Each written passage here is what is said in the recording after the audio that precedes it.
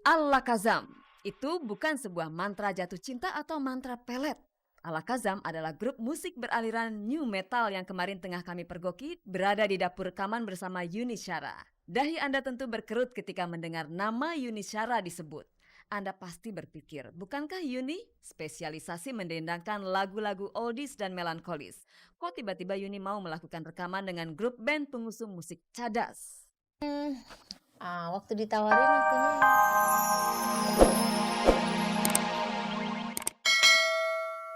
Event organizer-nya insya Allah akan membawa Raja juga ke Brunei. Kalau kemarin Peter Pan. Terus kalau untuk production house ya ada beberapa program sih yang akan kita buat juga gitu. Layaknya keluarga harmonis lainnya, Teddy dan Rina bisa sepenuhnya mencurahkan kasih sayang pada anak-anak mereka. Seperti kebanyakan para artis yang sudah punya jam terbang tinggi, Teddy dan Rina kerap disibukkan dengan padatnya jadwal syuting. Praktis hampir separuh hari mereka dihabiskan di luar rumah. Maka tak heran jika keduanya teramat jarang terlihat bersama-sama. Namun oleh karena Teddy dan Rina hampir tak pernah terlihat jalan bareng, akibatnya belakangan ini rumah tangga mereka dikabarkan tidak akur. Rinanya kan sibuk di sini, sayanya sibuk kan di sini gitu loh. Jadi mau nggak mau pas berangkat, dah sayang, shoot. Jadi ya itu repot gitu loh. Kadang-kadang Rina harus, ayah aku harus ajak anak-anak jalan ke mall, harus jalan begini. Tapi ya itulah, jadi kehidupan gitu loh. Karena kami adalah public figure, mau nggak mau masyarakat juga memperhatikan gerak kami. Ya itu tanggung jawab juga yang harus kami pikul gitu. Tapi komunikasi jalan terus. Sebenarnya sih ya kalau misalnya dibilang, jadi memang aku bergerak di bidang ini tuh Teddy atau suamiku udah ada dari jauh hari gitu. Jadi memang nggak pernah dieksploitasi. Jadi kalau misalnya memang ada pernikahan, malam-malam misalnya Teddy datang, gimana Bun gitu, sukses, alhamdulillah sukses gitu misalnya gitu. Tapi ya itu mungkin teman-teman wartawan kan pada nggak tahu gitu ya. Selain hidup di bawah satu atap, Rina dan Teddy juga membidani satu perusahaan yang sama. Usaha yang mereka tekuni bergerak di bidang jasa. Tentunya jika pelayanannya memuaskan, alhasil akan membludak pula pelanggannya. Melihat prospek itu bisa jadi antara suami istri ribut gara-gara pembagian keuntungan. Rina dan Teddy itu adalah satu orang. Sudah diikat dengan ijab kabul, kalimat syahadat. Ya, jadi dua ini adalah satu. Jadi kami nggak membagi kemana-mana. Dua ada satu milik saya, milik dia ada milik saya. Pemirsa, mungkin Anda mengenal sosok Yuni Syara sebagai pelantun tembang-tembang melankolis. Tapi tahukah Anda bahwa ternyata Yuni Syara menyimpan sebuah hasrat untuk menyanyikan lagu yang beraliran musik lain? Dan aliran musik yang saya maksud pemirsa adalah aliran musik metal.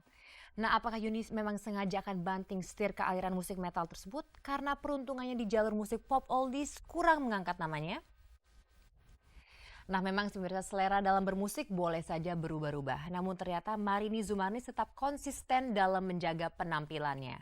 Memang sebagai seorang artis, Marini mau tidak boleh cuek dengan penampilannya. Lantas kiat-kiat apa saja yang dilakukan oleh Marini agar tetap cantik? Temukanlah jawabannya pemirsa setelah kita menemui Yuni Syara terlebih dahulu.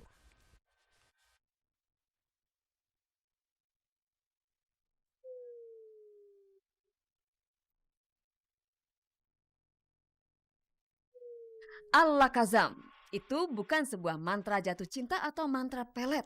Al-Lakazam adalah grup musik beraliran new metal yang kemarin tengah kami pergoki berada di dapur rekaman bersama Yuni Syara.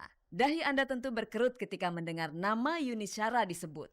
Anda pasti berpikir, bukankah Yuni spesialisasi mendendangkan lagu-lagu oldies dan melankolis? Kok tiba-tiba Yuni mau melakukan rekaman dengan grup band pengusung musik cadas? Waktu ditawarin akunya yang mikir, nggak mungkin kayaknya gitu. Tapi mereka yang yakinin dan mereka bikin range lagu itu berdasarkan dengan materinya Mbak Yunis sebelumnya seperti ya soundtrack film dari film silat sama film Yoko itu lagi yang itu. inspirasinya. Terus sama EFSA itu. Mungkin Anda mengira Yuni sengaja banting setir ke dunia musik metal karena kesempatannya berkiprah di aliran pop tidak secemerlang dulu. Sebenarnya Yuni bukan banting setir, tapi ia hanyalah sebagai bintang tamu di album Al-Lakazam. Sekarang coba Anda simak sejenak tarikan suara Yuni yang diduetkan dengan vokalis Al-Lakazam, Albi Smith.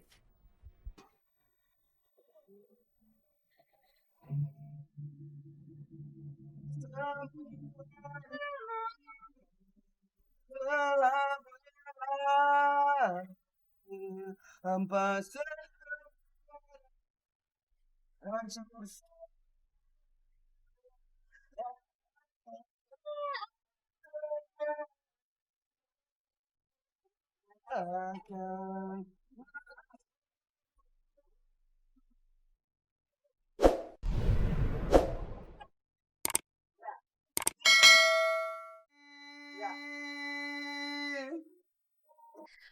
Silakan Anda menilai sendiri apakah karakter suara Yuni cocok membawakan lagu-lagu metal.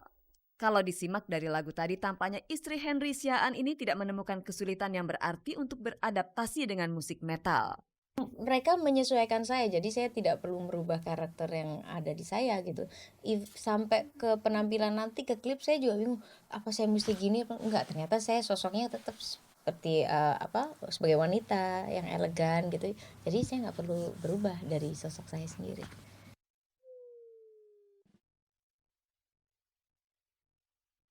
Merubah citra diri dengan cara merubah penampilan sekali-sekali boleh loh Anda coba. Bukannya tidak percaya diri, tapi sungguh menyenangkan bila kita mau bereksperimen dengan penampilan kita. Mungkin bisa dengan memotong rambut ala tren masa kini atau juga mengecatnya sesuai warna, kulit, dan bentuk wajah Anda. Apalagi kalau sudah ada uban membandel yang tiba-tiba tumbuh di antara rambut kita. Anda pasti panik dan ingin segera menyamarkan uban dengan mengecatnya. Sebagai artis sinetron, Marini Zumarni kira-kira panik gak ya jika tiba-tiba tumbuh 1-2 helai rambut putih di kepalanya? Biasanya kan tidak pernah menyadari kalau misalnya kita udah tumbuh putih-putih gitu ya.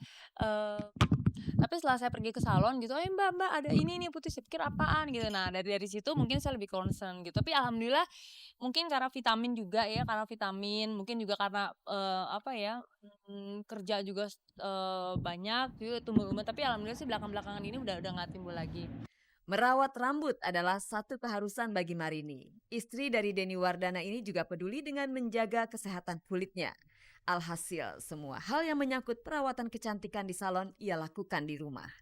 Ulur ke rumah, terus panggil mani pedikur ke rumah, terus panggil yang orang krimbat ke rumah. Jadi apapun yang bisa dilakukan di rumah, sebisa mungkin saya lakukan di rumah. Wow, tidak heran jika Marini punya budget khusus untuk merawat kemolekan tubuhnya itu. Kalau masalah pakaian, apakah Marini berani mengeluarkan kocek lebih supaya bisa bereksperimen dengan mengenakan pakaian yang seksi?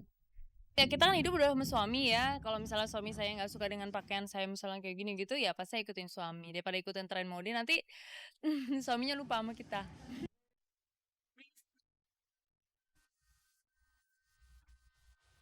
Pemirsa, inner beauty adalah kecantikan yang sejati. Pemirsa, ternyata menulis cerita merupakan media yang sangat ampuh bagi seorang Angelina Sonda untuk mengungkapkan isi hatinya kepada sang kekasih Adji Massaid. Rupanya Angel merasa lebih nyaman untuk mengutarakan ungkapan hati paling dalamnya melalui tulisan dibandingkan mengungkapkannya secara verbal.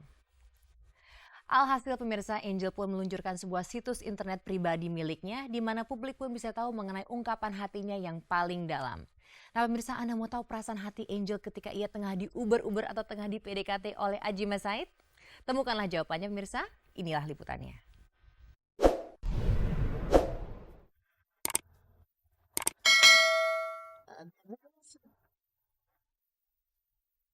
Begitu hubungan asmara Angelina Sondah dengan Adji Massaid tercium wartawan infotainment. Bibir Angie seolah-olah terkunci untuk mengungkapkan hal yang satu itu. Ketika Gospot dan media lain menunggu Angie di Bandara Soekarno-Hatta untuk kembali mengorek cerita cintanya dengan Adji Massaid, Angie tak mau berkomentar banyak. Bahkan saat Gospot mengejar mereka sampai ke Palu, Angie menghindar, Adji pun tak mau berkata-kata. Tiba-tiba saja Angie bercerita panjang lebar mengenai perasaannya terhadap Adji. Tapi tunggu dulu, Angie tidak secara verbal mengutarakannya namun melalui media internet. Sejak kemarin malam, web blog pribadi Angie bisa disaksikan oleh siapa saja. Kau nanti masuk dan lihat, explore, dan pasti mungkin ada yang akan ketawa, ada yang akan gak nyangka ternyata Angelina Sondag begitu, ya kan? Nah ini lebih sangat humanis dan itulah Angelina Sondag di dalam kesehariannya dan dalam perasaan-perasaan. Jadi setelah saya putus dengan mantan pacar saya, proses itu terjadi dan luar biasa lucu. Ada satu cerita yang Angie muat pertanggal 25 Januari 2006. Judulnya Ajim Masaid, The Man Once I Ignored. Salah satu kalimatnya kira-kira begini. Pernah suatu waktu dalam pertemuan partai seorang teman